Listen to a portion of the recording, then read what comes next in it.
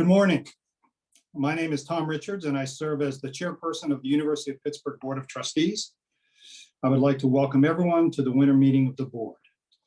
This meeting has been duly advertised as a public meeting in accordance with the Sunshine Act and is therefore open to members of the public as observers. Due to regulations put in place in response to the COVID-19 pandemic, the majority of the university facilities are closed to the public. Therefore, this meeting is being streamed on the university's YouTube channel and is also being recorded. The recording will be made available via the Board of Trustees website at a later date. A quorum is present for the transaction of business. Participation in the meeting is limited to members of the board and to those individuals the board has invited in advance to take part. I would like to acknowledge and welcome our ex officio trustees or their designees in attendance. Rich Fitzgerald, Chief Executive of Allegheny County, Dr. Tanya Garcia, who is the Acting Deputy Secretary and Commissioner for Post-Secondary and Higher Education, Pennsylvania Department of Education, and the designee of Acting Secretary of Education, Noe Ortega. Welcome, Tanya. Representative Dan Frankel, who is Governor Wolf's designee to the board. Welcome, Dan. I would also like to extend a warm welcome to our newest trustee, Natalie Mihalik, who is appointed as a Commonwealth trustee in December. She was elected in 2018 to serve the citizens of the 40th Legislative District in the Pennsylvania House of Representatives. Sadly, since the fall meeting, we have lost two former and dear colleagues of the board, Dave Barnes and Dick Thornburg. I would like all of us to take a minute to reflect on their tremendous contributions to the board, the University of Pittsburgh community, and the Commonwealth of Pennsylvania. J. David Barnes, Chairman Emeritus of BNY Mellon, passed away in early October. Dave served on our board as a special and then term trustee from 1987 to 2003, after which he was elected to serve as an emeritus trustee. Dave gave his time and his talent to 6 board committees and also served as chairperson and later chairperson emeritus of the University Center for International Studies Board of Visitors. Dave also generously gave us his treasure.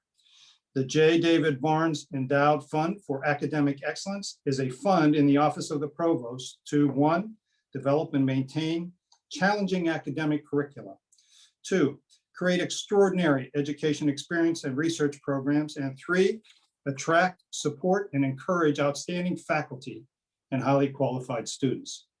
He also established the International Studies Fund, an endowment in the University Center for International Studies. This endowment provides financial support to the university's study abroad program, whether for domestic university students studying abroad or for international students studying at the university.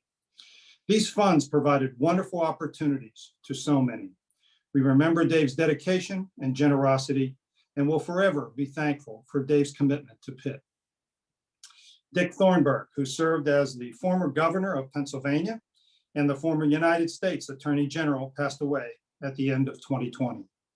A Pittsburgh native and law school alumnus, Dick's remarkable service to the university began with his service as ex officio trustee of the university as governor of Pennsylvania from 1979 to 1987. He again served on the board in 2000 as a term trustee and was then elected as an emeritus trustee in 2008, a role he served until his passing. Dick's generosity to the university knew no bounds. In 1998, he donated his papers to the university archives. The Dick Thornburg Papers collection includes 37,000 pages of text, hundreds of photographs, and hours of video and audio. After receiving the Henry B. Betts Award in 2003, Dick and Ginny Thornburg graciously donated their $50,000 award to the University of Pittsburgh to help establish the Thornburg Family Lecture Series in Disability Law and Policy. The Thornburg Forum for Law and Public Policy was established in 2007 and provides a unique opportunity to foster public education and civic action on important public policy issues. The Thornburg Room in the Hillman Library was funded by a Commonwealth of Pennsylvania grant and is the symbolic center of the forum, while also celebrating Dick as an outstanding Pennsylvanian. Known for his integrity and ingenuity, Governor Thornburgh was an irreplaceable asset to the Board of Trustees, and he will be sincerely missed. I know Pennsylvanians everywhere mourn his passing. Please join me in a moment of silence for Dave Barnes and Dick Thornburgh.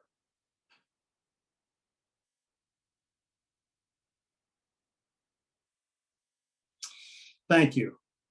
The minutes from the board's fall meeting were distributed to you in advance of today's meeting and can be found in the meeting materials. Are there any corrections to the minutes? Can I then have a motion and a second? Motion. Second. All in favor? Aye. Aye. Aye. All opposed? Any abstentions? Thank you. The minutes of the fall meeting of the board as circulated are hereby approved.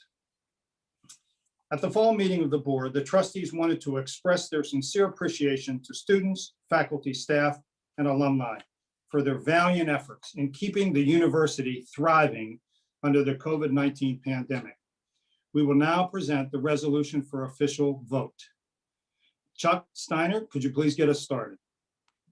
Whereas early in the year of 2020, the World Health Organization began to respond to reports of the spread of a virus soon to be identified as novel coronavirus called COVID-19, and became so deeply concerned by the level of transmission and severity of symptoms of the virus that on March 11, 2020, it characterized COVID-19 as a pandemic. Whereas the members of the university community earned the admiration and respect of members of the Board of Trustees and the nation for their collective efforts during the pandemic.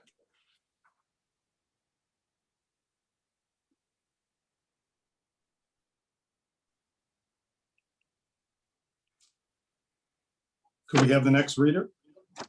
Whereas the university's researchers dedicated themselves to finding new treatments for the COVID-19 and worked tirelessly to develop a vaccine to protect the world's population, while at the same time, university alumni working in healthcare remained on the front lines, treating patients as they themselves were at risk for contracting the virus, and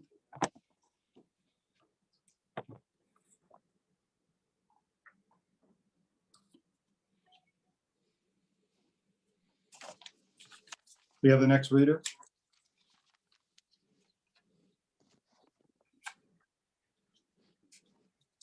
Tom, could you also read the? Whereas the faculty successfully recalibrated their teaching methods to ensure that there were no interruptions in the education of their students.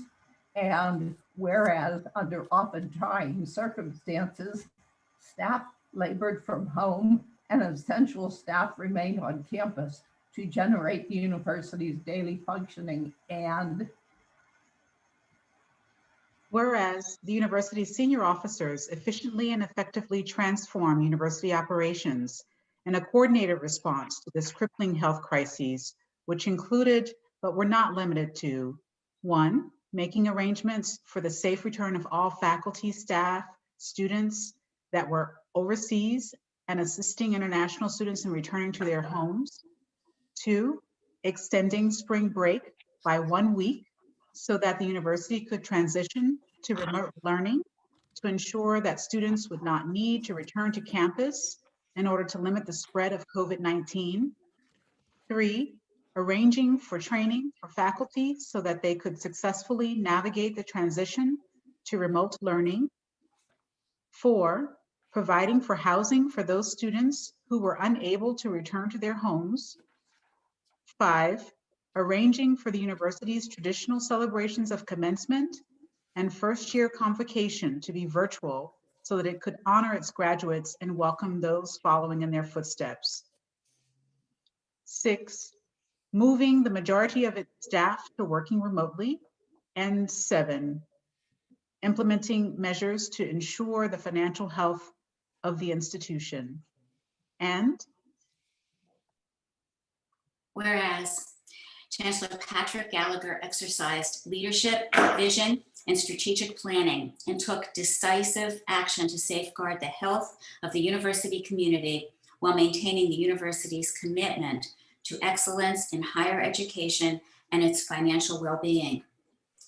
Now, therefore, be it resolved that the members of the Board of Trustees do hereby express their sincere appreciation and profound gratitude to the university community for its response to this unprecedented global calamity.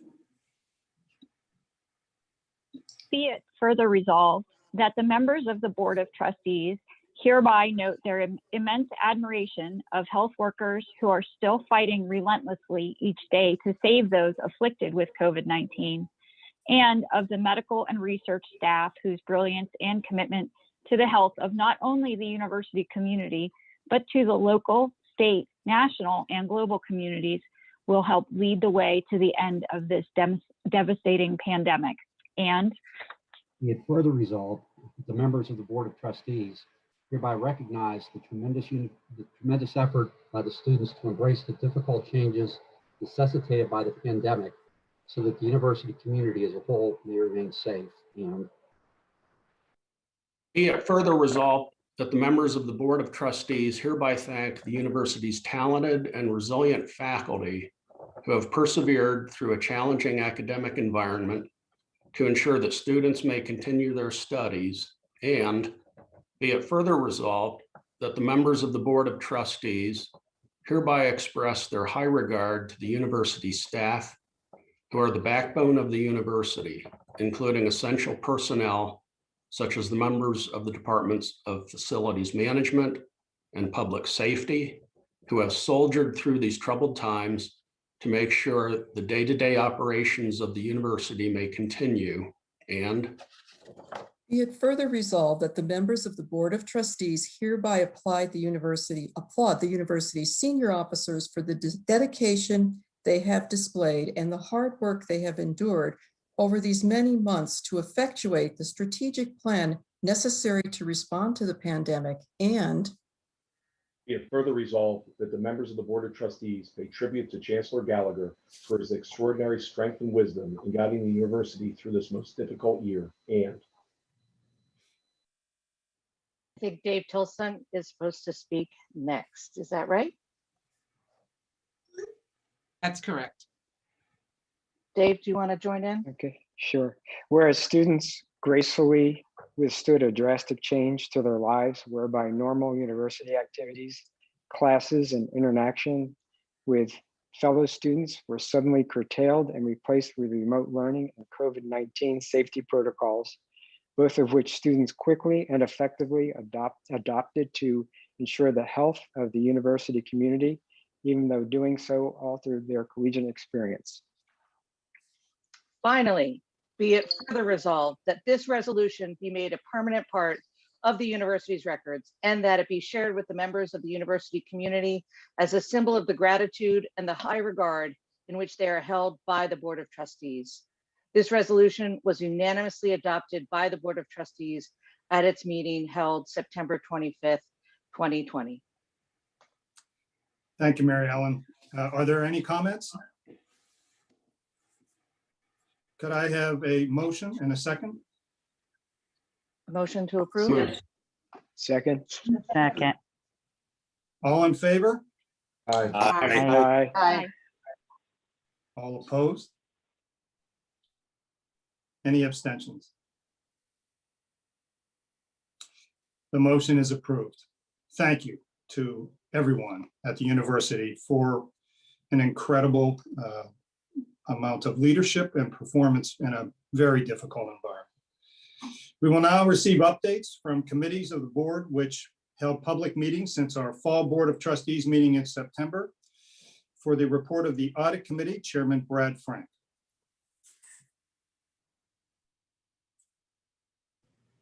Thank you, Chairperson Richards. I didn't realize I was still on mute. At the information meeting of the Audit Committee held on October 14th, 2020, the University Controller Thurman Wingrove provided the committee with a comprehensive presentation of the university's consolidated financial statements for the fiscal year ended June 30th, 2020. The university's independent auditors, KPMG, informed the audit committee that their audit of the consolidated financial statements had been completed and that KPMG had issued an unmodified opinion, which is as good as it gets. Further, and even more exciting, there were no proposed unrecorded adjustments arising during the audit that were material in relation to the financial statements. There were no disagreements with management, no difficulties in dealing with management relating to the performance of the audit, no material weaknesses in internal controls, and the full cooperation of management and staff was received. As a result, at the public meeting of the audit committee that same day, the audited consolidated financial statements were approved by the audit committee, and a copy of the audited financial statements have been distributed to you. Lastly, at the public meeting, the audit committee voted to retain KPMG as the university's independent auditor and tax advisor for fiscal year 2021. On behalf of the audit committee, this concludes my report. Thanks, Brad. I'd now like to call on Pete Verchetti, Chairman of the Property and Facilities Committee, to give his report. Thank you, Mr. Chairperson. The Property and Facilities Committee met on November 16th, 2020 and February 25th, 2021. One project was approved at the November meeting. During the public meeting on November 16th, 2020, the committee approved a scope expansion for the Salk Hall renovation project in the amount of $3 million. The original renovation project included renovation of multiple floors in Salk Hall and was approved by the committee on September 27th, 2018 in the amount of $69 million. The scope expansion addresses a portion of the sixth floor that was not included in the original project award, including additional classrooms and an improved office layout for the School of Dental Medicine. Mr. Chair, this concludes my report. Thanks, Pete. Absolutely. Okay, next will be a report of the Governance and Nominating Committee, and that'll be read by Robbie Luxbacher. Robbie? Thank you, Chairperson Richards. The Governance and Nominating Committee is charged with the responsibility for, among other things, evaluating candidates who have been recommended for vice chairpersons of the Board of Trustees and presenting the candidates for their election. In that regard, today, the committee would like to bring forward the election of 2 current trustees to serve as vice chairpersons of the board. As set forth in section 3.3 of Article 3 of the bylaws of the University of Pittsburgh, the incumbent chairperson of the Board of Trustees may recommend one or more individuals currently serving as trustees to be considered for election as vice chairpersons of the board. The vice chairpersons may preside at board meetings in the absence of the chairperson, assist the chairperson in the performance of his or her duties, and assume such other responsibilities as may be requested by the chairperson. In the fall of 2020, Board Chairperson Richards recommended that the Governance and Nominating Committee consider trustees Mary Ellen Callahan and Louis R. Costello to serve as vice chairpersons of the board. Ms. Callahan and Mr. Costello have served on numerous board committees, including service as committee chairs, and have demonstrated exceptional dedication to the board and to the university. At a duly advertised public meeting of the Governance and Nominating Committee on December 15th, 2020, the committee endorsed the recommendations contained in the resolution that is before the board today. The resolution was included in the materials for this meeting, along with a background statement and profiles of each of the candidates. Chairperson Richards, on behalf of the Governance and Nominating Committee, I move that the above named trustees be elected as vice chairpersons of the Board of Trustees of the University of Pittsburgh. Can we have a motion to be seconded? Second. Second. Second. All in favor? Chairperson Say aye. Richards? Aye. Yes. Aye. Aye. Chairperson Richards, I abstain from the vote. Okay. As do I, Chairperson. Thank you. All opposed? We know who the abstentions are, so we don't have to talk about that. And so therefore, the resolution is approved. Lou, Mary Ellen, congratulations. And again, thank you for your service. As we turn to our next agenda item, the report of the Ad Hoc Committee on Fossil Fuels, the board would like to acknowledge the Pitt community members for their efforts to address this topic of critical concern. In particular, we appreciate the passion and dedication of our students who have been tireless for several years in working to elevate this issue to the board for consideration. The Ad Hoc Committee on Fossil Fuels was created at the annual meeting of the board held on June 26, 2020, after it was determined that the issue of investments in fossil fuels, which had been raised over a sustained period by multiple stakeholders, had reached a significant threshold as set forth in the socially responsible investing screening process. This screening process provides procedures for bringing socially responsible investing issues to the attention of the board. Accordingly, the committee was asked to consider the matter of whether, to what extent, and via what methods the university in its endowment should consider divestment from fossil fuels. On January 15th, 2021, the committee provided me the report of its finding and options. A full copy of this report has been provided to the public for review and comment. As part of its due diligence, the board has carefully reviewed and discussed the report and public comments in its information meetings in preparation for today's public meeting. On behalf of the full board, I would like to take a moment and express my immense gratitude to each member of the committee for taking on this task and working so diligently, to fulfill the committee's charge. We are grateful for the countless hours, robust discussions, and mountains of data and presentations each of you thoughtfully analyzed and sifted through. I would also like to thank the members of the community for taking the time to provide us with your comments, including the comments we received since providing the report for public review on February 19th, 2021. All of your comments were given to the trustees for their consideration. I would now like to turn to Trustee Dawn Hickton, who chaired the Ad Hoc Committee on Fossil Fuels, so that she may give us a presentation of the committee's report. Dawn? Thank you, Chairperson Richards, and good morning.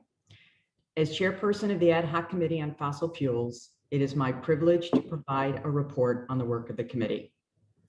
As Chairperson Richards noted, last June, 6 trustees and I were appointed to serve as members to this committee. Sunday Bridget Jones, Ed Greffenstedt, Diane Holder, John Marr, Marlene Myers, and Herb Shear. I really truly want to give special thanks to my fellow trustees who came together with the best interests of the university in mind across a wide variety of considerations. They each invested many hours in reading the voluminous amounts of background information and external references. Collectively, they attended 12 meetings, often on Friday afternoons, hosted 2 public forums, read 120 public comments, and undertook robust and genuine discussion about the question posed to us regarding fossil fuel investments in the endowments and their impact on the university.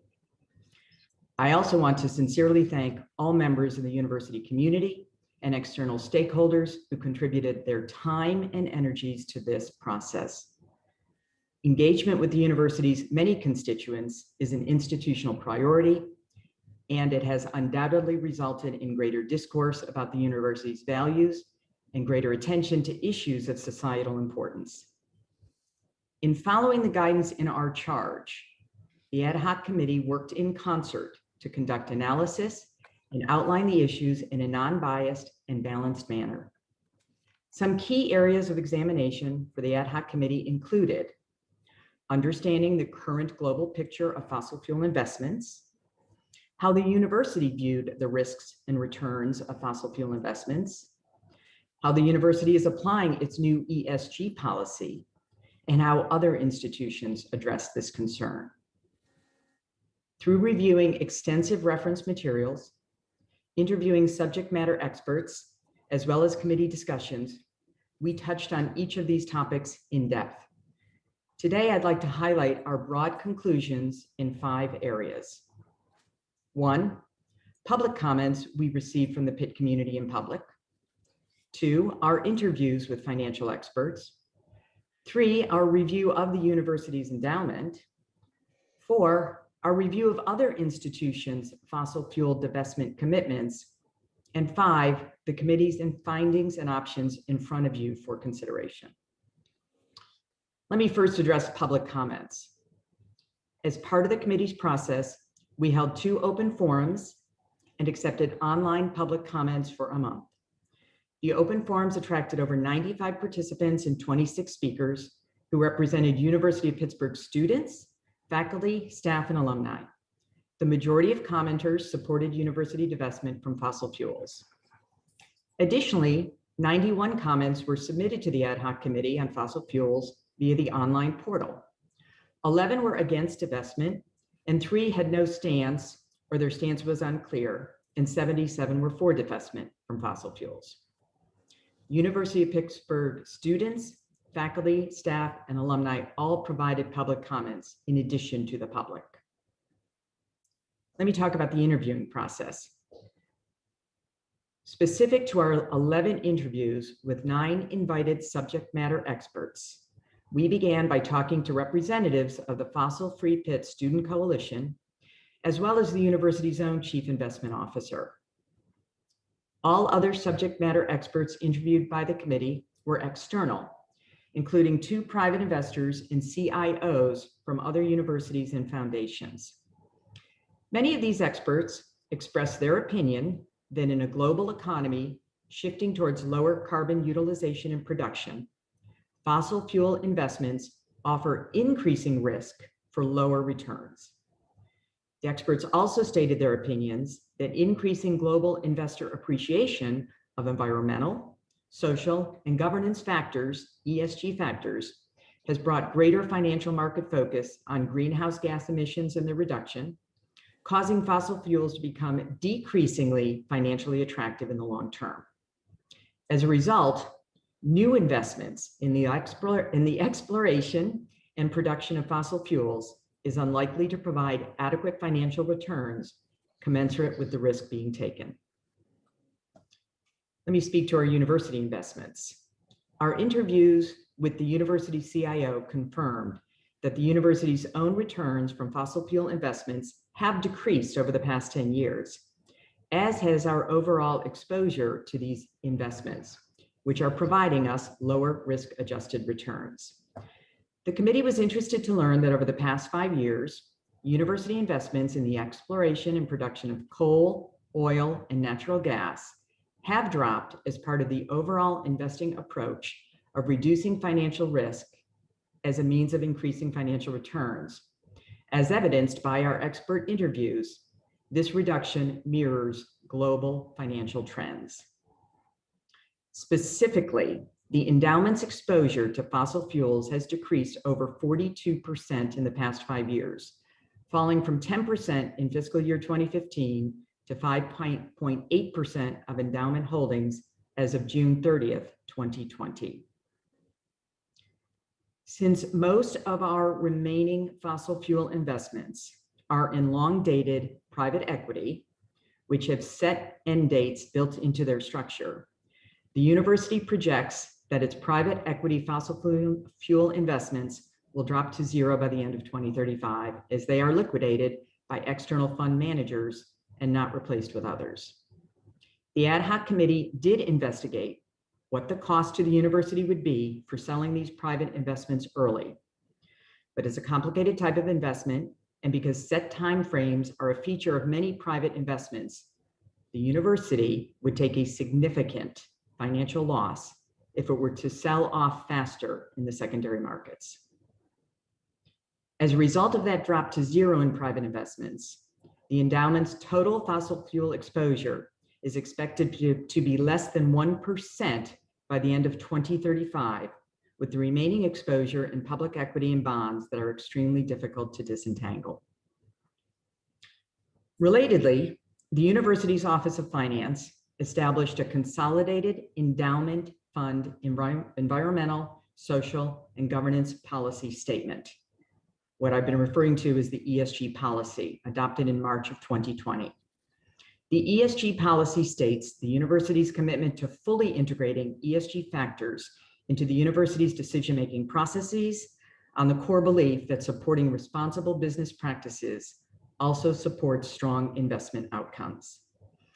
Those factors could include environmental, social, and/or governance factors that include but are not restricted to energy efficiency, hazardous materials management, climate change, data protection and privacy, human rights, labor standards, product safety, accounting standards, business ethics, and regulatory compliance. The university investment team has already been applying the ESG policy over the past year. Let me now speak just to a moment on other higher educational institutions. The ad hoc committee also reviewed the details of 54 US higher education institutions that had divestment positions in fossil fuels in November of 2020. Some of these institutional commitments dated back to 2011, and each makes very specific commitments relating to certain types, sources, uses, and/or life cycle stages of fossil fuels and/or certain types of investments. While this information was helpful, it did not form the basis for the ad hoc committee to make its conclusions regarding the University of Pittsburgh's interests. And lastly, I would like to move on to the committee's findings that were listed in section 4 on pages 11 through 13 of our report. My summary above has queued up many of these, but I'd like to read each finding aloud. The committee's key findings on fossil fuel investments are: A, the economic and social context of fossil fuels and climate change is changing locally and globally, with the university and its community being important actors and stakeholders in that transition. B, globally increasing investor considerations of ESG factors and a growing body of data have brought greater focus on the long-term financial implications of GHG emissions and climate change. C, given that fossil fuels are likely to become decreasingly important in the long term, existing and new investments that focus on the exploration and production of fossil fuels are expected to continue to become less attractive on a risk-adjusted basis. D, the growing focus on GHG emissions is likely to create many new attractive investment opportunities associated with the development of technologies and processes that reduce or avoid GHG emissions. E, many other institutions of higher education, foundations, and private investment firms have considered divestment from fossil fuels from their endowments, resulting in a wide variety of approaches. Most institutions with investment positions on fossil fuels have agreed that fossil fuels are increasingly risky investments. And a common approach for institutions choosing to take action is to phase out their investment exposure to fossil fuels in an orderly manner. Next are the key findings regarding the university's endowment. F, the CEF is a pool of capital primarily provided by donors, is intended to exist in perpetuity, and its growth is critical to achieving the university's mission for current and future generations. The same social and economic context and financial markets that have led the university to operationally and academically recognize the importance of sustainability and climate change as vital issues for the university and society have also already materially affected the university's perspective on investing in the exploration and production of fossil fuels. That was G. H, the university has already reduced fossil fuel exposure in the endowment by 42% over the past 5 years, from 10% in 2015 to 5.8% currently. I, the university's view is consistent with the growing global investment consensus that fossil fuel investments will continue to present additional unattractive future risk. Accordingly, given risk-adjusted, return-driven considerations, the CEF's fossil fuel exposure is expected to fall to 1% by the end of 2035, with private investments in the exploration and production of fossil fuels running off to 0 by the end of 2035. J, the university is actively seeking attractive investments that will advance the reduction and/or avoidance of greenhouse gas emissions. K, adopted in March of 2020, the university's ESG policy documents how the investment team universally considers environmental, social, and government factors when evaluating all CEF investments, based on the strong conviction that the assessment of ESG factors will enhance the CEF's long-term returns. And now turning to the key findings regarding the university community. L, university students, faculty, staff, and alumni, along with external stakeholders, weighed in on the ad hoc committee's charge. These articulate comments showcased the university community's durable passion and commitment to the exploration of CEF divestment from fossil fuels, with the strong majority of commentators supporting divestment. M, the university's sustainability and carbon neutrality commitments showcase its long-term commitment to balancing equity, environment, and economics so that current and future generations can thrive. Documents like the Pitt Sustainability Plan and the forthcoming Pitt Climate Action Plan help to ensure that the university will meet its goals in a strategic manner. N, the university takes its role and responsibility of being a premier research institution and community anchor seriously, both educating and researching about the entire life cycle of energy resources, along with their uses, opportunities for efficiency, environmental impacts, and policy and social implications. Thus, following on these findings, and after much committee discussion, the ad hoc committee has provided the following statements and options to the Board of Trustees for consideration. The board may choose to, 1, forego applying a negative screen to the CEF with respect to fossil fuels. 2, strongly support the implementation of the university's current ESG policy and direct the university's chief investment officer and investment team to apply ESG considerations to every CEF investment decision. 3, strongly support the current long-term strategy of the university CEF, which is expected to continue to pursue strong risk-adjusted financial returns while reducing private holdings in fossil fuel exploration and production to 0 by the end of 2035, as monitored by the investment committee. 4, direct the university's investment committee to oversee the development of a long-term strategy focused on seeking attractive investments that help reduce, avoid, and eliminate GHG emissions. And 5, direct the university to provide greater transparency regarding the fossil fuel investment trends of the CEF, which would support the university in its missions and goals, while increasing university community understanding about the purpose and management of the CEF. And specifically, A, support the commitment made by the Office of the Chief Financial Officer to begin publishing an annual public ESG report in 2021, which will highlight the application of ESG considerations in ensuring the CEF provides strong financial returns in perpetuity and to fossil fuels investments specifically. And B, support regular, clear, and accessible university communication, education, and engagement about the CEF's aggregate status, trends, and current and future fossil fuel exposure, including the basis for any material changes and expectations, including an annual update to the board and the university community. In closing, Mr. Chairperson, I would like to again thank the members of the committee for the time they have made in their schedule to serve with me. The committee as a whole is very much aware of the importance of this matter to the university and to the members of our community.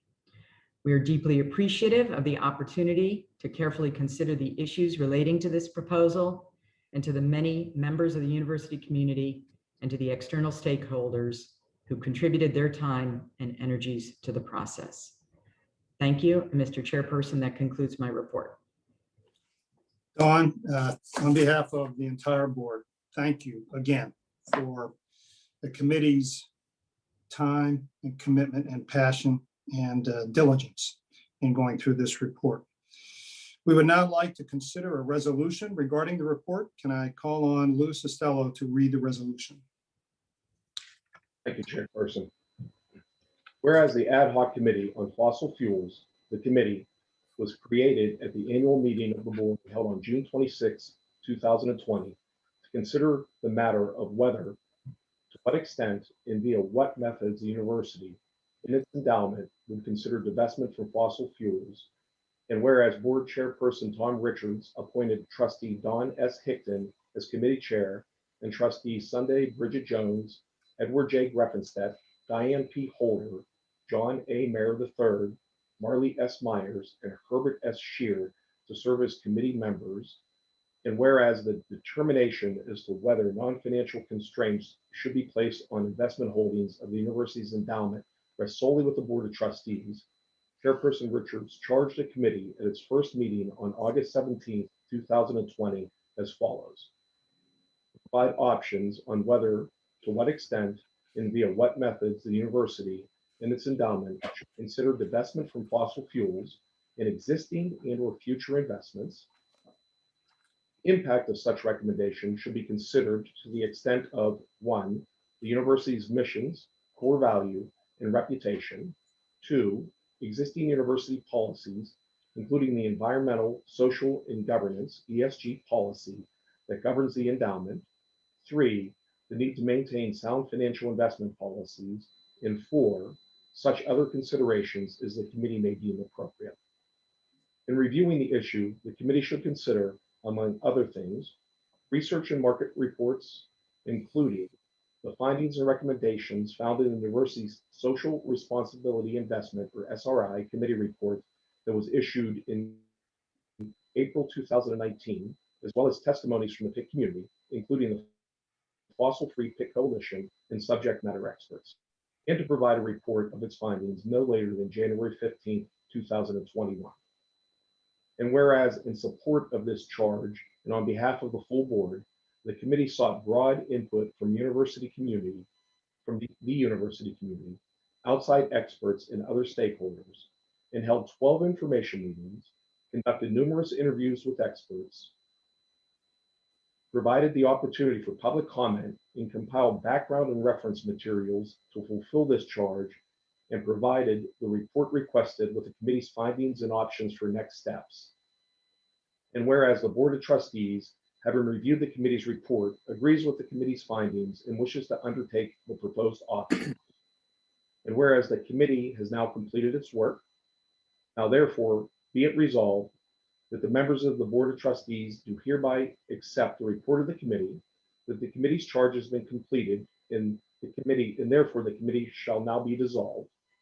Be it further resolved that the committee of the Board of Trustees do hereby express their immense gratitude to the committee and the staff who assisted for the countless hours of robust discussions and the mountains of data and presentations that the committee members thoughtfully sifted through and heard diligently, fulfilling this charge. Chairperson. Thank you, Lou. Can I have a motion and a second? So moved. Second. All in favor, please say aye. Aye. Aye. All opposed? Any abstentions?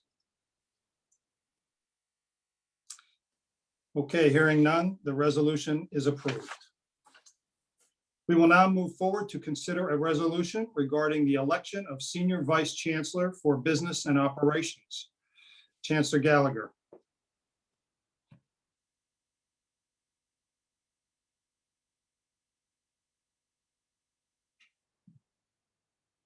Pat?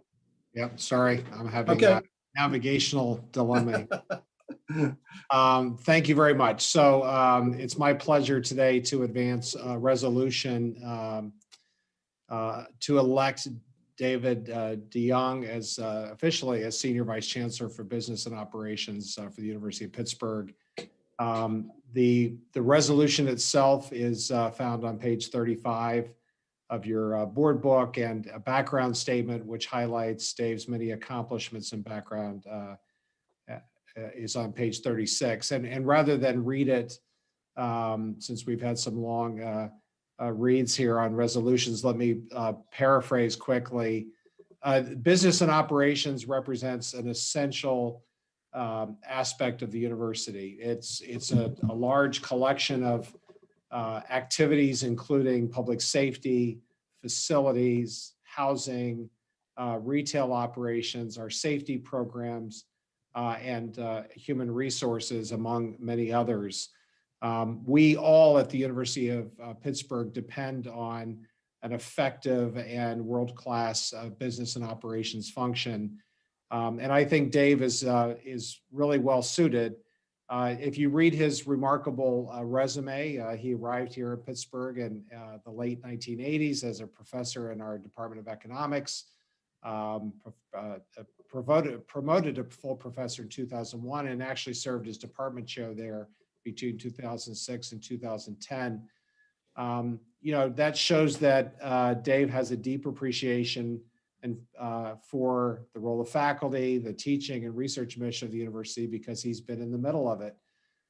Subsequent to that, Dave served for many years in the office of the provost, where he led a wide variety of activities supporting the large responsibility for our academic mission, including academic planning, resource allocation, budget, space, and really had the full range of responsibilities across our academic office. I should also note, since I've arrived, Dave has been one of those people we tap for the big challenges and the hard problems, including when I first came here and asked him to lead our strategic planning activities for the university, and later when I asked him to step in and be Vice Chancellor for Human Resources, and then of course, when I asked him to be acting Senior Vice Chancellor for Business and Operations. It's the combination of his deep appreciation and knowledge of our mission and his commitment to it, combined with his track record of being somebody who gets things done, that leads me to his selection as our Senior Vice Chancellor for Business and Operations. This is a position that is also an officer of the university, and I would ask the board to consider for approval the resolution that's included on page 35 of your board book. Okay, thank you. Thank you, Pat. Can I have a motion and a second on the resolution? Second. All in favor, say aye. Aye. Aye. All opposed? Any abstentions? The resolution is approved. Congratulations, Dave. I would now like to call on Chancellor Gallagher again, this time to deliver his report. Thank you very much. Can everyone hear me? I'm going to do an unusual thing here and cycle my camera just to make sure it stays in focus here. Very good. So first of all, I want to start by thanking the board, as I often do, but I need to remind everybody publicly, our board serves with great dedication and distinction, but without remuneration. This is a labor of love and to the university, and I want to thank them for their service and support, and especially their busy work over the past several days. This is obviously an incredibly busy time. The range and importance of the issues facing the board are quite remarkable. And I just want you to all know that you have my deepest appreciation for your service to our university. I also just wanted to add my welcome to Representative Natalie Mihelnik to our board. She's our newest member, Commonwealth appointment. And I just wanted to note she's a Navy veteran on the nuclear Navy side, something near and dear to my heart since I spent many years before coming to Pitt working at a nuclear facility, which was entirely run by nuclear Navy vets. And so Natalie, that really impresses me. But most of all, we're impressed as a two-time Pitt alumnus. So we're delighted to welcome you to this board, and I look forward to working closely with you. Also, my thanks to Lou and congratulations to Lou Costello and Mary Ellen Callahan for agreeing to augment their service on the board by serving as vice chair. Look forward to working with you. And finally, let me just make a quick comment on the resolution of appreciation. I know we're not done yet. My only wish when I was listening to the resolution was that if it only signaled the end of the pandemic, we'd really be onto something. But I think it means a great deal that you recognize one of the most interesting aspects of this, which is it took every single person in this university to adapt and change in ways that we didn't even understand when we were doing it. And your recognition of that dedication and that sacrifice and that service by our Pitt community means a great deal to all of us. So thank you on behalf of all of us in the University of Pittsburgh community. And then finally, of course, on the action just completed regarding fossil fuel and divestment, I don't need to add much to the extensive comments other than to say it was very obvious through this process, and I could tell that the board could sense this, that it is hard to overstate the deep importance and urgency that our community feels about climate change and the impact it's having on all of us as a planet, but as an institution and as future leaders in this country. And, I just wanted to acknowledge and appreciate those that participated in this process. Whether or not your views prevailed or not, it's through participation and persuasion and education that we make a difference. And I think that your advocacy, your effort and hard work has made a difference. And I want to appreciate all of you that stepped up and participated. And then, of course, my special thanks again to the ad hoc committee itself and the board, the decision makers, if you will, in this case, to whom fell the challenge of addressing that. And I want to thank you for serving the university on this matter and for your careful and very thoughtful conclusion. So we're looking forward to working with the board to implement this resolution, and I know it will be a key part of our agendas going forward. Let me start by just reflecting quickly on the last year. A year ago, it's kind of interesting. At this time last year, I was beginning my report to you, assuring you that we were watching something that was still a distant problem, the emergence of a novel coronavirus that in fact just been named. We were all still trying to decide what the difference was between SARS-CoV-2 and coronavirus. And I told you that we had a pandemic plan, a generic one at the university, and we were implementing it. We had already begun this had begun to affect our study abroad programs since this started, not in the US, but abroad. But wow, it's hard to really comprehend everything that's happened since then. 2 weeks after that board meeting last year, the World Health Organization did declare a pandemic around the world, and it was starting to affect the US. And of course, shortly after that, we announced a move to remote learning. And it's really too much to recap everything that has happened since then. But I would like to update you on the state of the pandemic as it relates to our campuses. So winter break, that period between the end of our fall semester and the start of our spring semester was in fact the peak of the pandemic to date in the United States. This raised all sorts of concerns and complications as we sought to understand, how we would bring students back. I will start with the general conclusion is that our spring term is off to a very good start. We began by delaying the return of students to our campuses even after classes started so that we could ensure that travel was as safe as possible. Much like in the fall, we had students return to campus in phased cohorts so that we could test and isolate and quickly identify any outbreaks of infection. Our outstanding COVID-19 medical response office asked students to shelter in place at home before travel for 7 days, and all campuses were in a 10-day shelter in place period after arrival, which has now ended on all of our campuses. We also partnered with a commercial provider to send at-home COVID tests to all students, and students living in Pittsburgh housing at the Pittsburgh campus were required to produce a negative test result before moving into the residence halls. I'll show you the dashboard slide next. We continue surveillance testing of the student population. That includes students both on and off campus. It also now includes looking at staff, faculty, and others in our community environment. And on this slide, I'm sharing the latest data for the Pittsburgh campus that came out Tuesday. So this is updated twice a week on our COVID dashboard so anyone can review this data. The next update will happen later today. So hopefully it maintains these good trends. As you will see, our new positive case rates have been quite low. In fact, lower than what we saw at the beginning of the fall semester.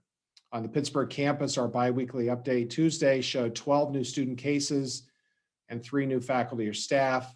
Of course, this is volatile data, so if you do the rolling average, it's really in the single digits of new cases for students and much lower, below 1 for faculty and staff.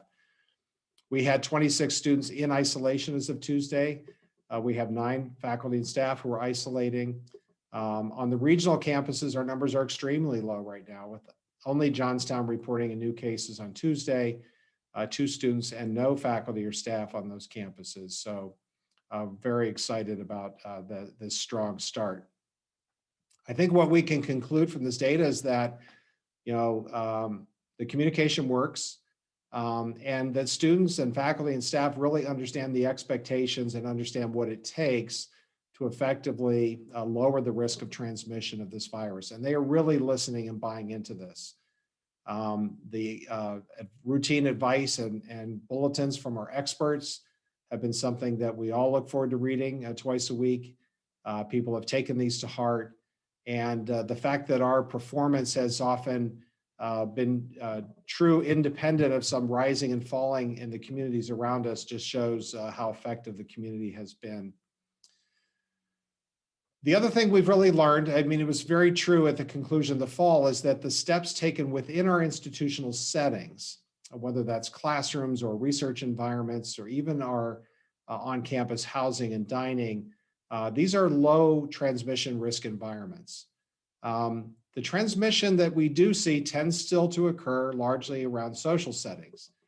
This is often off campus. It's frequently associated with eating or drinking in groups where, for obvious reasons there, the masking is not being provided, or there's inadequate attention to other mitigation strategies like distancing or ventilation. So while we know how to handle this, we're not without risk. The virus is obviously still with us, adding complexity of the new variants that are in the environment that have the potential to be more infectious. But we remain optimistic that with the strategies we've adopted, we can continue to be effective. I will also say that as we've gained confidence in the effectiveness of these strategies, we've actually been able to increase opportunities for social engagement when possible and as appropriate. So by allowing additional in-person student activities and in-person dining in the elevated risk posture this term, that's been a great relief to students and others to allow them to safely resume those activities. But of course, there's always impacts, and we've had to increase other services, including mental health support services for students and also for faculty and staff, as well as educational and other flexibilities that we try to provide through our approach. Our goal is, of course, to protect the well-being of our community. while maintaining, to the extent we can, this quality of life and the quality of the experience in our learning environment that we seek. So while past performance is not a guarantee of future performance, I am optimistic, cautiously optimistic, that we can navigate this spring term. Of course, one big difference, let me move to the question of vaccines, between the fall and spring semesters is now a couple of vaccine options are now available. Yes, it's very limited, right? The news that we're talking now talks about, the scarcity of supply against enormous demand, but it's worth stepping back and recalling that the production of these vaccines, very effective vaccines, multiple vaccines against this virus that was only becoming emergent 12 months ago, is an astonishing achievement. One of the most rapid, development of effective vaccines from discovery that has ever occurred. And Pitt, of course, has played a role here. I'm very proud that Pitt scientists and clinicians have played and continue to play such a large part in these collective global efforts to get us through this pandemic, develop vaccines and treatments, and help us how to deal with this. So we are also, I should say, deeply engaged in the vaccination programs. In other words, the distribution of vaccines. The very challenging task of putting boots on the ground and needles into arms, if you will. And we're doing that really in two ways. First of all, as a university, we have been approved by the Pennsylvania Department of Health as a vaccine provider. That does not mean we have vaccine. That means that we've been approved, and when vaccine and that we can receive vaccine supplies when they're available, and to run programs to deliver those vaccines.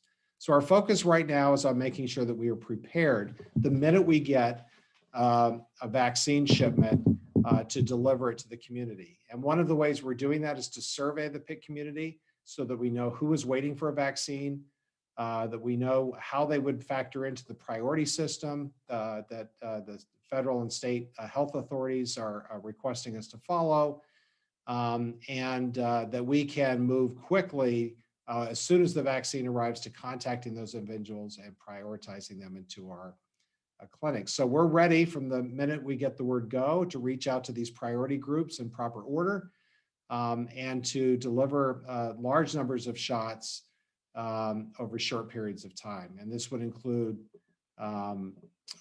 both across our university and potentially even outside the university to our surrounding communities.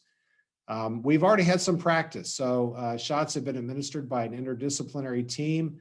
Not our vaccine, as I said, we haven't received any yet, but working in partnership with other approved vaccine providers, including the Allegheny County Health Department, we have been, in fact, deploying our vaccination deployment capability.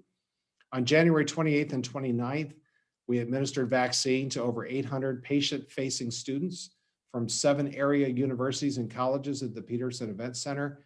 That included the vast majority of Pitt's patient-facing students in our health science programs.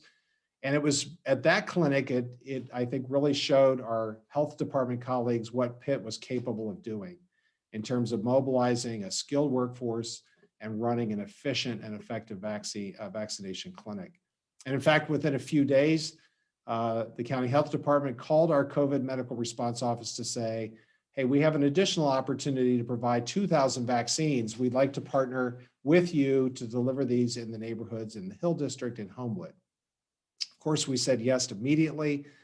And one of the reasons we could do that was our confidence both in our ability to manage the vaccination program, but also our deep, long-lasting relationships in those communities, really predating even our wonderful community engagement centers. So we were able to vaccinate more than 2,000 people in these neighborhoods, age 65 and older, or having a health risk that put them in a priority group. Pitt provided nearly 200 staff and volunteers to support that effort. And I just want to say how proud I am of that effort. And I really cannot say enough about the way the Pitt community has made these clinics a success.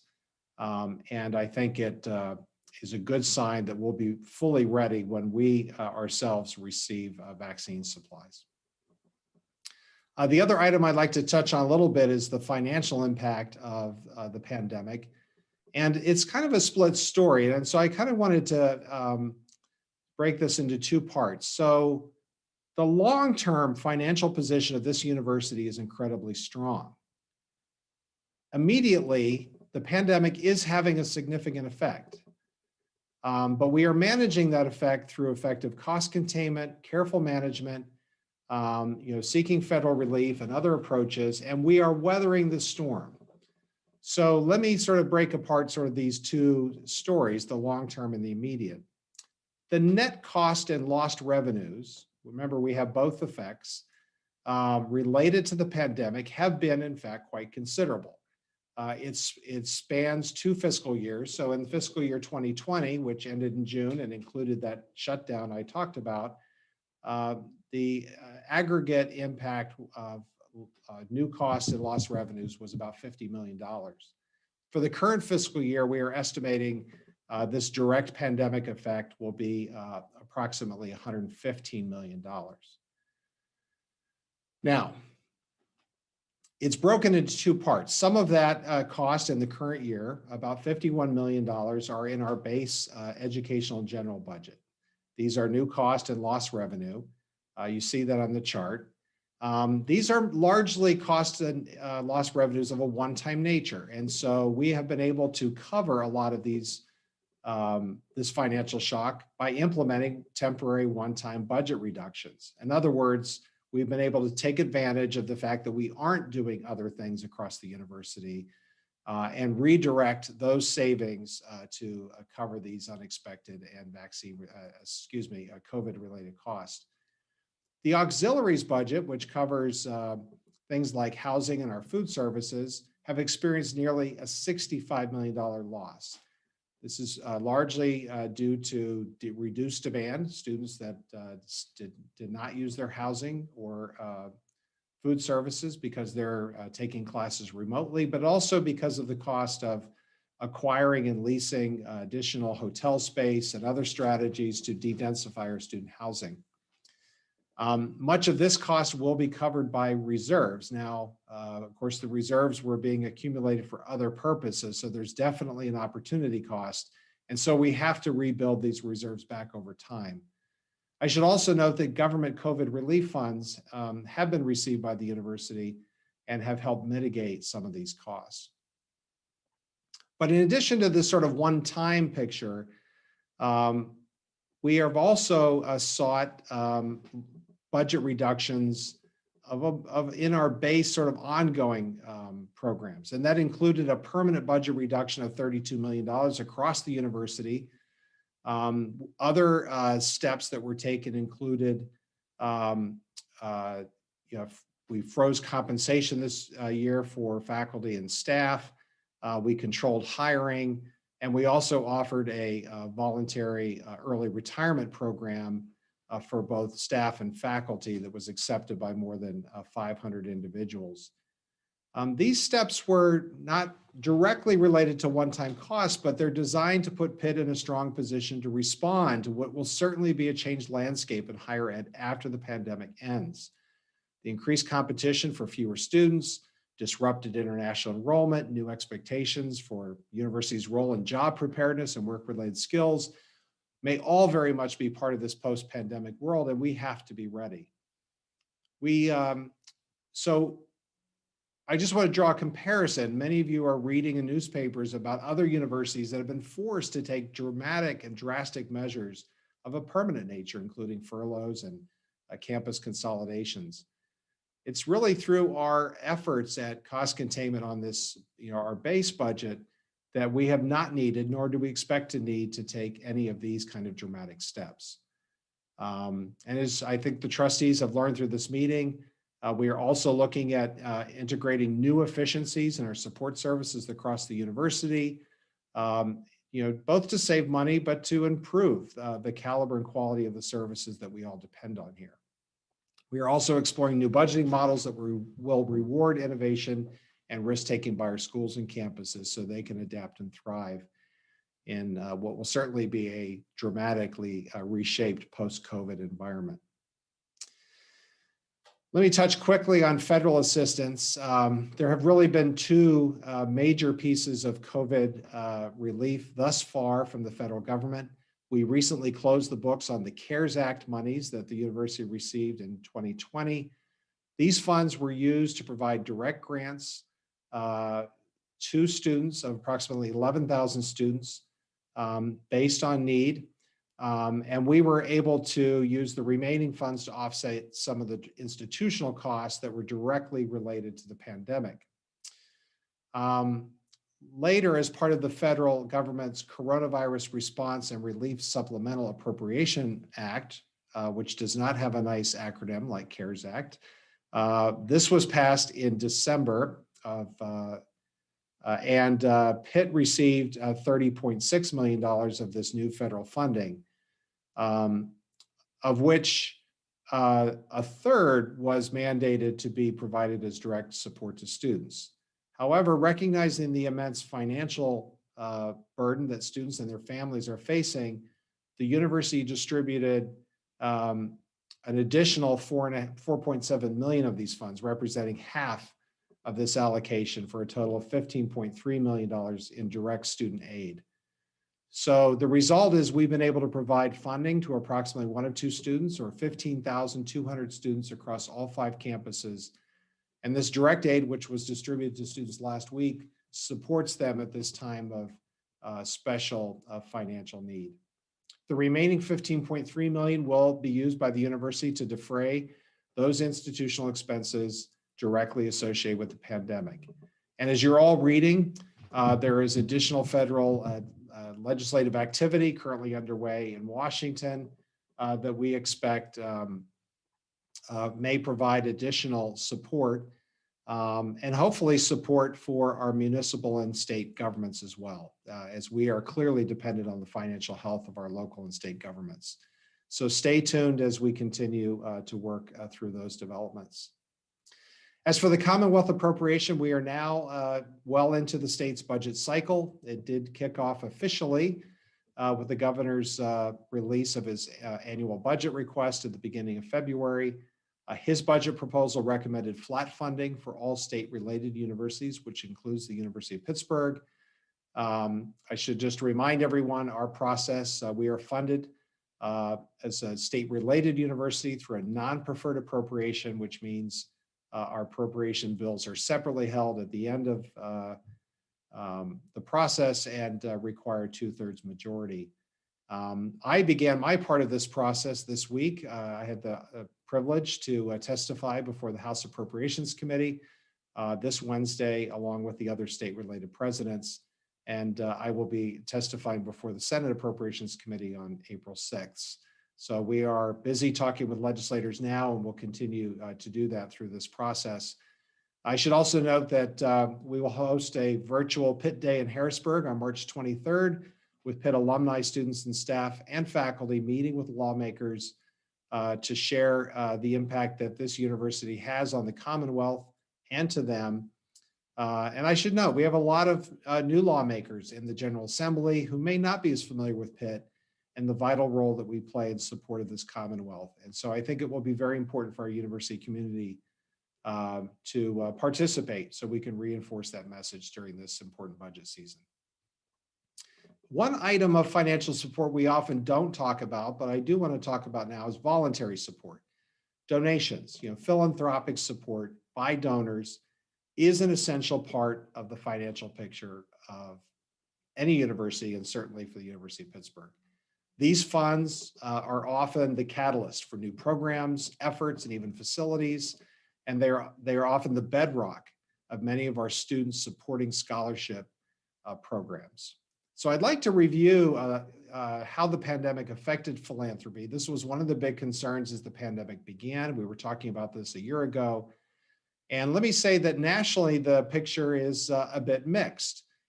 Before the pandemic, the overall trend was that generally the total number of donors had been steadily decreasing, but the amount of funding or the amount of donation provided by the largest donors have been steadily increasing. So fewer donors giving more money was the overall trend. Since 2012, the top 10 donors nationwide have given more than the next 40 combined. So that kind of gives you a sense of that trend in that pyramid. Now, what we've learned is that the pandemic didn't stop people from giving, but it clearly reshaped their priorities, and it reshaped, therefore, the makeup of the donor pool or donor population. Americans are generous people. In fact, the overall effect during the pandemic was to expand the number of donors, including many new smaller donors. And while more people made charitable gifts in 2020, the average gift declined.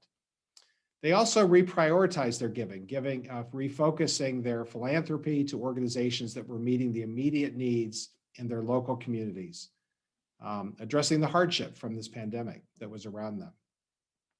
Now, those effects and those trends created a mixed story for colleges and universities.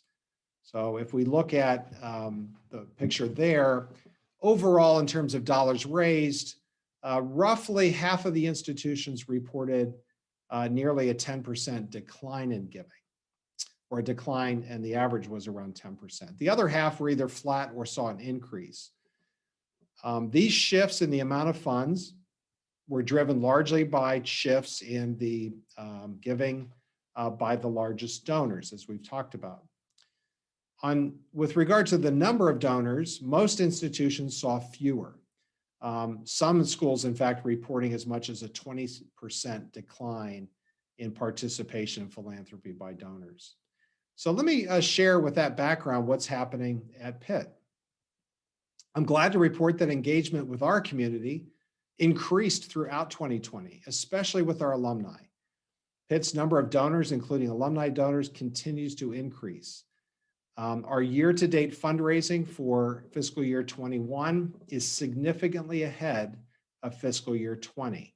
The total number of donors, including alumni donors, is up nearly 5%, and the total giving and cash receipts are up 10%. On the large gift side, Pitt has reached nearly $60 million in gifts of more than $1 million. And this includes, of course, the exceptional news announced yesterday, a $25 million gift from the Henry L. Hillman Foundation that greatly advances Pitt's ambitious plans for a life sciences cluster. That gift will support focused biomedical research, as well as build systems for growing and spinning off life science companies. It will drive workforce development and economic growth to advance the quality of life in the Pittsburgh region. And it's our vision of a global life sciences cluster here that includes, in this case, under this grant, a focus on vision, loss restoration, research, and patient care. We want Southwestern Pennsylvania to become a hotbed for world-renowned patient care for sure, but also for new discoveries and the commercialization of new approaches to treating disease. This gift furthers our mission to expand knowledge globally while boosting our region's economic development. So we could not be more pleased with that. And one last bit of very positive fundraising news. Also this week, we hosted our annual Pitt Day of Giving. It was Tuesday, and it was a resounding success. The goal of that event, just to remind everybody, is to grow participation. So our goal is to drive participation and engagement with the Pitt community at a worldwide scale. So 11,000 donors in 24 hours, which is amazing. We've set new records every year, but we did it again this year in the middle of the pandemic. Donations came in from all over the world, including 6 continents. And we're still waiting on Antarctica. So if you know anyone there, please let us know.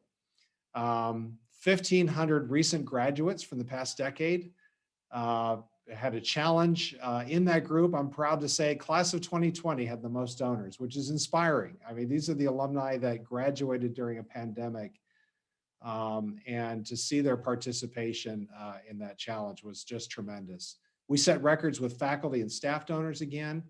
These are people who've worked throughout the pandemic, working harder than they ever have, facing real hardship and difficulty in many cases, and yet they stepped up to support Pitt in this way. And I could not be more profoundly touched and grateful for their support. So this is great. This is a remarkable outcome, a beacon, if you will, of hope in this challenging time. And it highlights really the power and generosity and cohesiveness of this global Pitt community And I want to thank many of you on this board who participated directly during PDOG. I want to thank you for your generosity for sure, but really also for your example and your leadership. And I hope you can see that your leadership and example worked. Organizations with good fundraising outcomes share certain commonalities. They tend to demonstrate leadership, responsiveness, and impact on urgent societal needs like public health, social justice, and equity. They focus on strong, consistent messaging about their impact on the communities, and they transition quickly to sophisticated digital strategies to maintain communication with their constituents during this disruption. We've been strong in all these areas, and I think you can see the effect of that strength, and we are continuing to build momentum at a time really of disruption. So I want to acknowledge the hard work that's behind that result. Now I want to turn a little bit, as I often do during the fall meeting, to talk a little bit about our student enrollment and academic programs. You almost always see me show a slide like this, giving an update during board presentations about our admissions. It's important this year because this is an area of great disruption. And our undergraduate admissions process is ongoing, of course, for the fall class of 2021. So in the midst of all this uncertainty, what is quite remarkable is we are on a pace to exceed last year, which was itself a total record of new applications. So we will certainly be setting a new record. In fact, Mark Harding sent me a note this morning that as of this morning, we have already eclipsed last year's total, and we are very close to breaking last year's number, and we still have a ways to go. The news is all positive, as you can see, with one exception: international students. This is largely driven by the continued effects of the pandemic on global mobility and ability of people to move. But for the current year, the enrollment figures for all undergraduates, so this is for students who are here now, was fairly steady. Current enrollment was only down slightly, but I should note, even on some of the regional campuses showing declines, this was actually exceeding our budgeted expectations. So while you read a lot of negative stories about enrollment pictures across the country, the situation for the university right now is looking very positive. But what I'd like to do today is spend some time on the enrollment picture that we don't normally talk about, and that's our graduate and professional students. As a research intensive and comprehensive university, these students and the programs that they participate have a major impact on our reputation. They're vital to our standing as a leading global institution. And let me start with some background. Pitt has right now more than 8,700 graduate and professional students. They are enrolled in more than 267 distinct programs, and that includes 79 PhD programs, which would include things like immunology to English literature, or in my own case, physics. 19 professional doctorate programs, which would include things like the JD degrees from the School of Law, medical degrees, MDs, and doctors of nursing practice, to just name a few. We have 43 different research-focused master degree programs and 96 professional master degree programs and 30 certificate programs. Now, the trends that affect demand for graduate and professional students are a little bit different than the trends that shape undergraduates, which might surprise you since graduate students were undergraduates first. Both, of course, are fundamentally driven by a combination of how many potential students are there and then what percentage of those are seeking degrees. For undergraduate populations, as we've been talking about, the growth in college participation rates, in other words, the number seeking degrees, is being somewhat offset by decreases in the number of traditional first-year students, namely 18-year-olds graduating from high school. And this is leading to very modest projections of growth in the total number of undergraduates that we'll see over the next decade. We've all talked about the demographic cliff. Now, demand for graduate students is being driven by the same effects. In other words, the number of those holding baccalaureate degrees and the percentage seeking professional and graduate degrees. But it's also affected by the number of international students which seek to study in the US. Graduate schools in the United States are still considered the elite premier institutions. The National Center for Educational Statistics comparing the last from 2001, 2018, showed the number of master's degrees conferred over that period went up by 73%. And even with the strong effect of international student enrollment, the projections are for 50% higher growth for post-baccalaureate programs over the next 10 years. So as work becomes more specialized and is affected by technology, the demand for educational degrees beyond the baccalaureate, including certificates and doctorate and master's programs and professional degrees, is expected to further drive increases in this important area.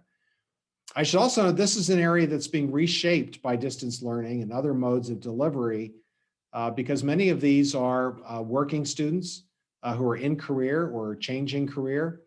And we are already seeing increased demand for expanding the way we offer courses, including online and hybrid programs for working professionals.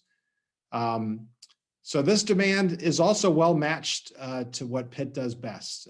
Since 2001, the three fields that confer the most bachelor's degrees are business, education, and health professions.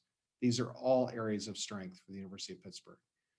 But I want to show you that our enrollment trends don't mirror this opportunity. From 2011 to 2018, overall enrollment in graduate and professional programs at Pitt decreased by 5%. By comparison, among our AAU peers, enrollment increased by 9% during that same period. So when we break Pitt's enrollment down, you can kind of see what's happening.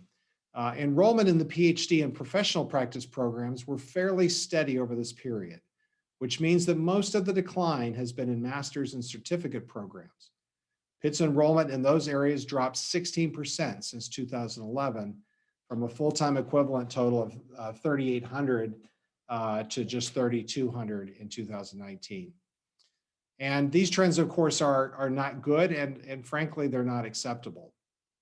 A couple of reasons. Growing a graduate enrollment program matters for Pitt.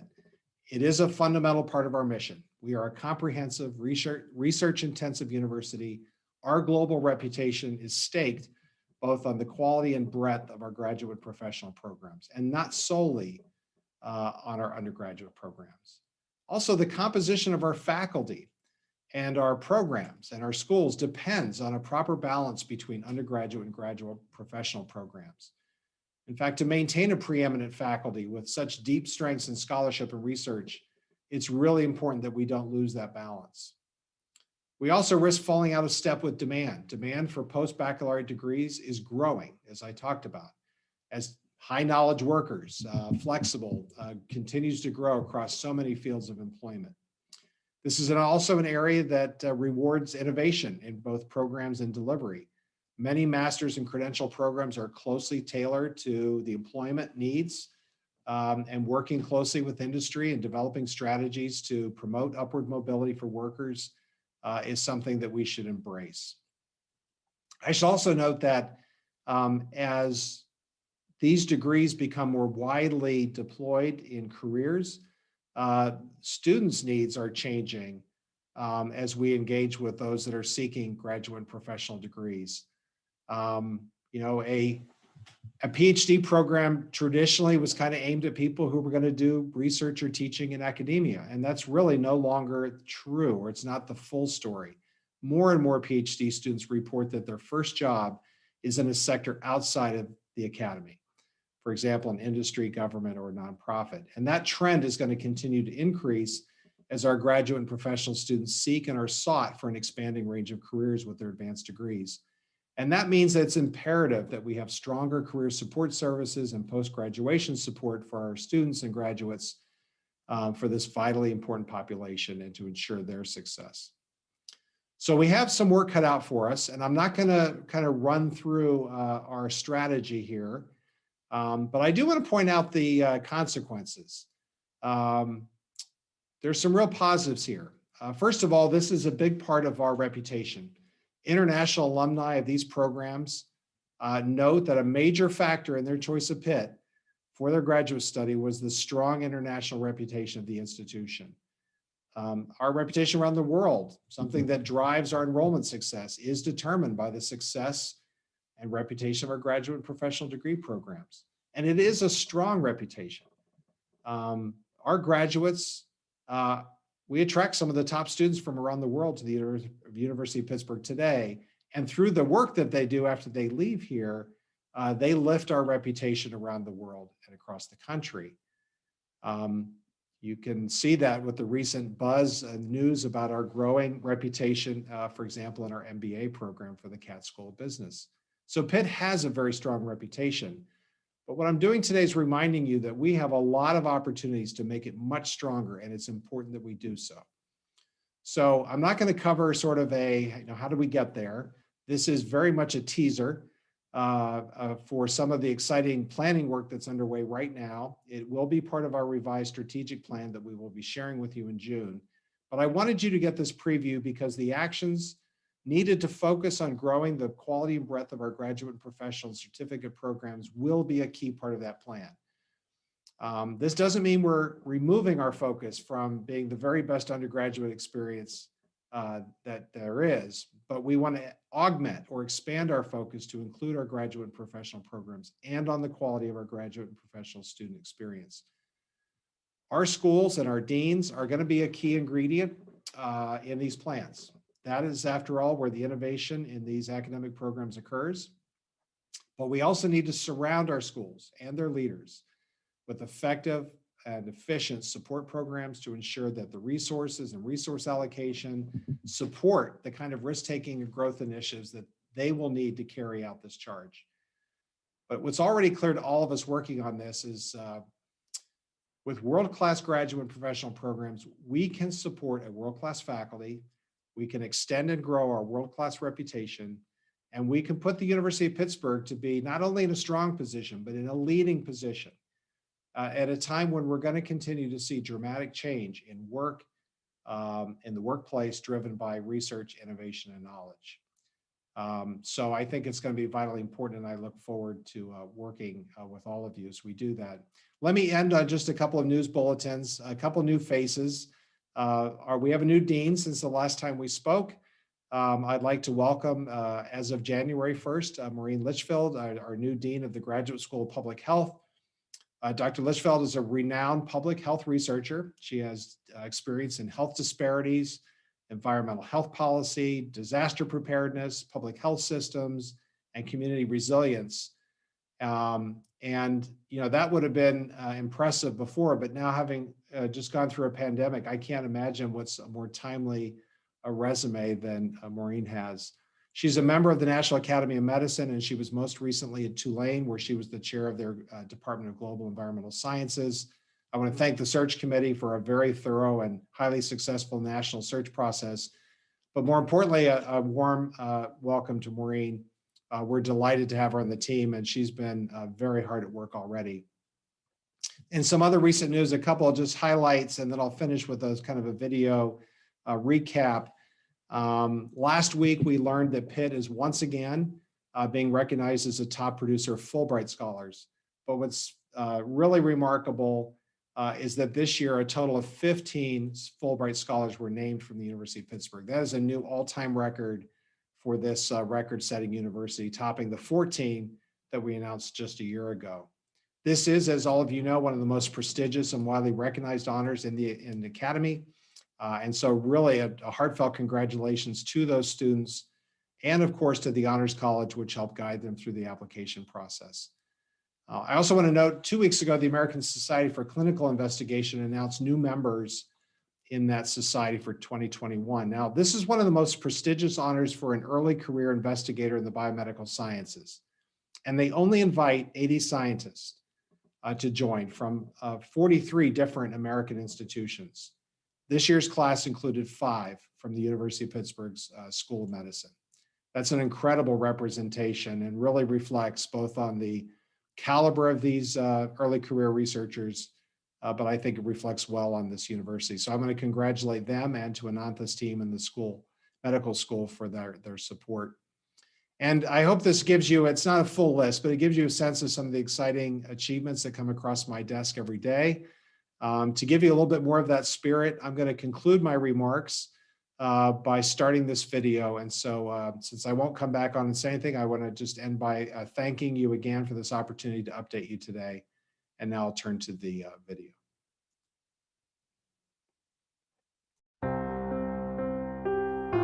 Since 1787, we've never stopped pushing the edge of what's possible, no matter the circumstance. And more than 200 years later, in the middle of an unprecedented public health crisis, we're still building better futures. The goal of our work has always been to keep working.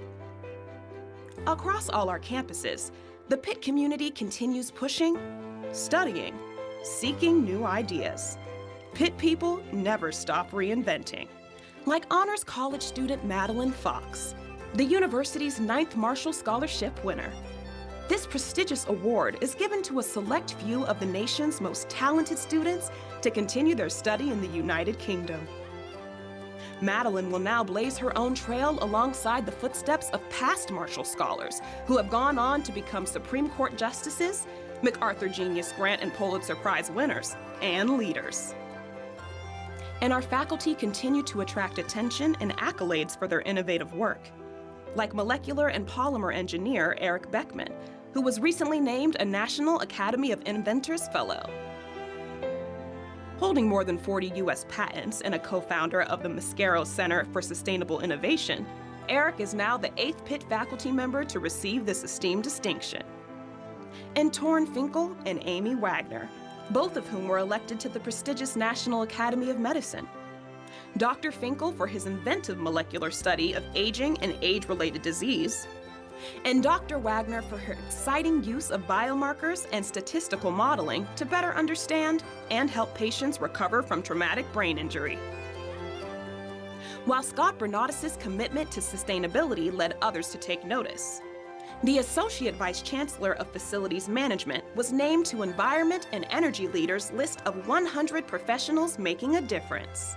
Under his leadership in fiscal year 2020, the Pittsburgh campus used the least amount of energy per square foot since tracking began more than a decade ago.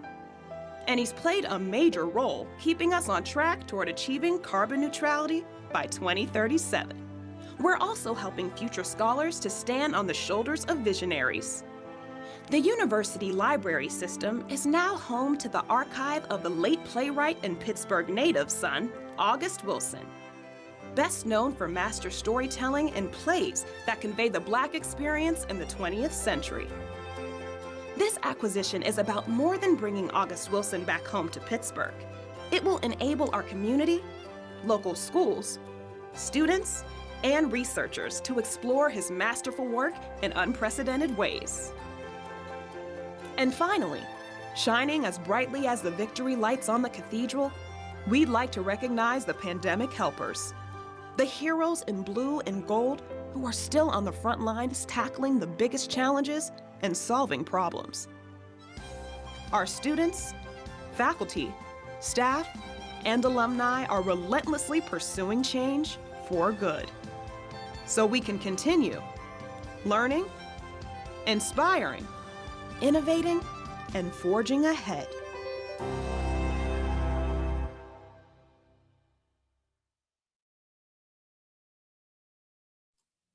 Back to you, Tom.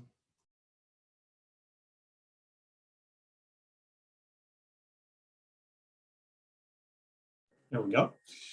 Pat, first of all, thank you for that comprehensive and, dare I say, inspirational report, reminding, I think, all of us of what a special place this is, and as a board, just how important our responsibilities are. So, Pat, thank you for that. Are there any questions for Pat? Okay, hearing none, we're going to move to the last segment, if you will. Is there any new business to come before the board? Okay, hearing none. If not, let me remind you that the next annual meeting of the board will be held on Friday, June 25th, 2021. Thank you. This meeting is adjourned.